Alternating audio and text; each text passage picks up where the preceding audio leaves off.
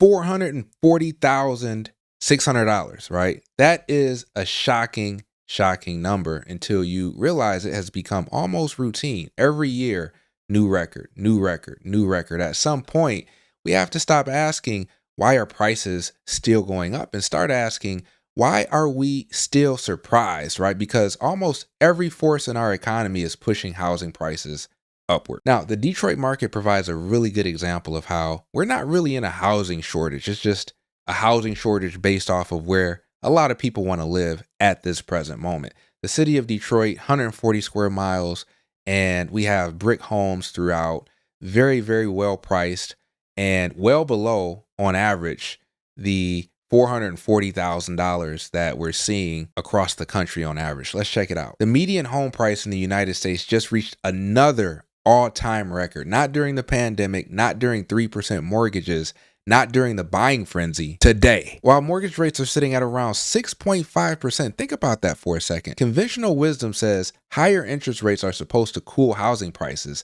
yet somehow borrowing became dramatically more expensive and houses still got more expensive. So here's the uncomfortable question I want you to think about as you watch this video. What if this isn't a housing bubble? What if this is simply the new normal? So the house is almost 1,800 square feet, which is great. 29-year-old Jake Bradarzen is searching for his first home in Fair Lawn, New Jersey. He's been living with his parents to save money. It's like discouraging because it just feels like the prices are constantly going up, the interest rates are going up, and it's like you just feel like you can't afford anything. Listen, I actually want to give this guy and his parents some credit, right? A lot of people might hear that he's 29 and still lives with his parents and immediately start to judge him, but I actually see discipline, right? In today's housing market, if you have the opportunity to live at home, save aggressively, avoid unnecessary rent, and position yourself for a stronger financial future, that's not failure. That's strategy. And honestly, we're probably going to see more multi-generational living as housing becomes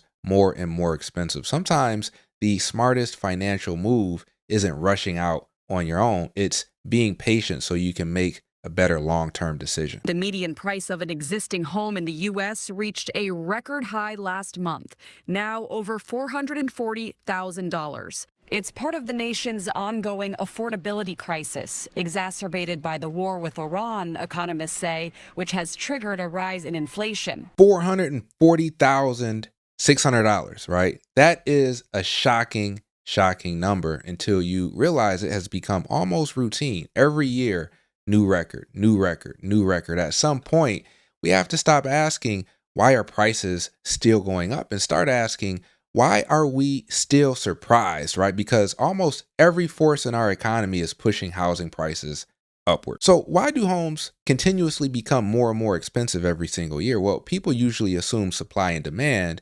That's mostly correct, but it's also incomplete. Housing is actually the intersection of dozens of different markets simultaneously. It's influenced by land values, construction materials, skilled labor, interest rates, insurance, local zoning, infrastructure capacity, taxes, immigration, population growth, housing formation, investment capital, pension funds, right? Global finance. All of those things have a direct or indirect influence of the price of that home that you're thinking about buying. Housing isn't just one market, right? It's 20 markets stacked on top of each other. Inflation has also helped push up mortgage rates. The average rate on a 30-year mortgage now nearly 6.5%. Now, here's something almost nobody explains correctly. Higher mortgage rates don't automatically lower home prices. They lower buying power, right? Those aren't the same thing. Imagine you qualify for a $500,000 house at 3%. Rates jump to 6.5%. Now, maybe you qualify for a house that is valued at $370,000. You didn't become poor. The monthly payment changed, right? That's what changed. Now, here's the problem. The seller still owes money. The builder still pays higher labor costs. The city still charges permit fees, which could be tens of thousands of dollars. Concrete still costs more money. Insurance costs more. Utilities cost more. So the house itself doesn't suddenly become cheaper. Instead, buyers simply get squeezed. That's one of the cruel realities of modern housing today. All of it playing out with too few houses on the market. We really need to see about 30% more inventory to truly balance the market condition. Lawrence Yoon is the chief economist for the National Association of Realtors. For most people, there were large concentration of their budget is toward housing. And consequently, housing is a major factor in the broader affordability picture. So let's unpack what inventory actually means, right? Because everyone hears we need more homes, and that is true, but what kind? Housing isn't one product, it's dozens, right? Starter homes, townhomes, duplexes, triplexes, accessory dwelling units, condominiums, apartments, senior housing, student housing, missing middle housing, luxury housing, affordable housing. Each solves a different problem. The mistake many cities make is assuming every new apartment somehow competes with every suburban home. It does not. After World War II, America built millions of homes incredibly fast. Why? Land was inexpensive. Labor was abundant. Building regulations were simpler. Infrastructure expanded rapidly. The interstate highway system, right? That opened up huge amounts of developable land, right? Entire suburbs appeared almost overnight. Today, we're asking cities to grow without expanding outward, while simultaneously making development slower, more expensive, more regulated, and often politically unpopular. That's an incredibly difficult equation. Here's where I disagree with almost everyone, right? I don't think America has a housing shortage. I actually think America has a housing shortage where people actually want to live. That is entirely different, right? Because some communities are shrinking, others are exploding. Jobs concentrate, people follow jobs, housing follows people. Eventually, prices follow demand. Now, the Detroit market provides a really good example of how we're not really in a housing shortage. It's just a housing shortage based off of where a lot of people want to live at this present moment. The city of Detroit, 140 square miles, and we have brick homes throughout, very, very well priced, and well below, on average, the $440,000 that we're seeing across the country on average. Let's check it out. So I updated the filter to show only houses that are active here in the city of Detroit. No townhomes, no condos, no co-ops, anything of that nature. And it comes up with close to 2,300 active properties that are for sale as of now. And so here's a property right away, beautiful brick home. And this is closer to 1,800 square feet. The person that was looking at a house in Jersey, that they were looking at an 1,800 square foot property. And so this is close to that square footage. Needs a little bit of work, right? New garage door, probably needs a new furnace and hot water tank, of course.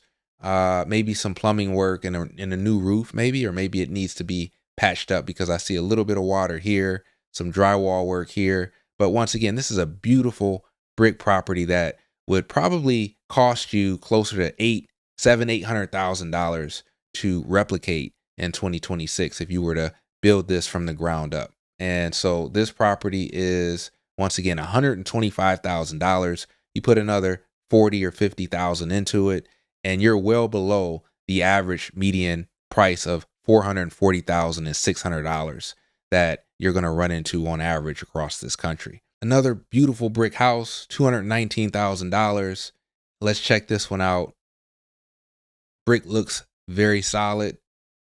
Comes with a nice porch and a second level patio. Interior looks decent. Nice fireplace, right? A lot of the new builds that you're going to be buying in today's day and age won't even have a fireplace.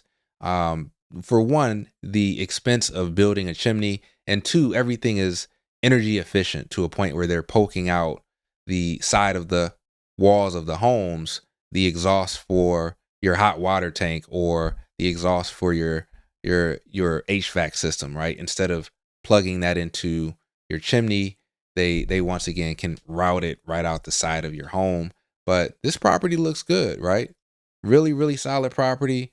Looks like it's pretty much complete. Doesn't show the basement, but let's assume that it has the furnace and hot water tank incorporated in this property. And this property is $220,000, right? $220,000 estimated payment. If you're bringing $25,000 down payment, to the table, which sounds like a lot of money, and it is. But surprisingly, if you're a city of Detroit resident, there are different down payment programs that you can have access to that will in turn help you with your down payment from anywhere from $10,000 to $25,000.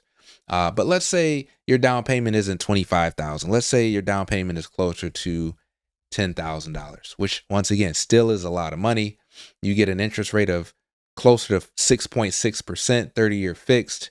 This is estimating that your monthly payment is going to be about $1,809 a month.